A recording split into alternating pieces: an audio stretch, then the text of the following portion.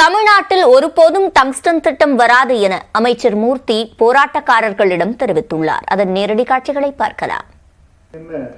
மக்களுக்கு வலுவா என்று தைரியம் சொல்லி ஆறுதல் சொல்லி சொல்லணுமே ஒழிய எதையே நடக்காதெல்லாம் தூண்டி விட்டுட்டு அவர் இன்னைக்கு மாவட்ட ஆட்சியாளர் நிச்சயமாக அதற்கு கலெக்டர் சொல்லும் போது நம்முடைய மாவட்ட நிர்வாகம் தராமல் நான் அதற்கான இதுவை தரமாட்டேன் என்று சொல்லியிருக்கிறார்.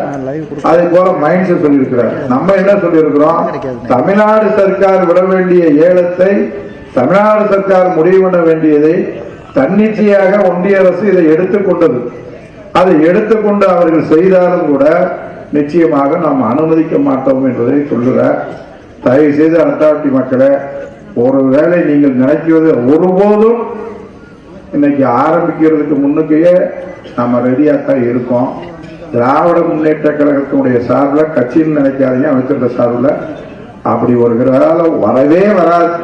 நீங்க எவனாக இருந்தாலும் இப்போது சில பேர் சில பகுதிகளை ஒதுக்கி விட்டு சில பகுதிக்காக ஆய்வு செய்யலாமா என்று டெல்லியில கேட்டதாக சொன்னார்கள். ஆனால் எந்த பகுதியாக இருந்தாலும் ஒரு துளி ஏக்கரை கூட நம்ம பகுதியில் இருந்து அவங்களுக்கு கொடுக்க முடியாதுன்றதை நீங்க தெளிவுபடுத்துங்க.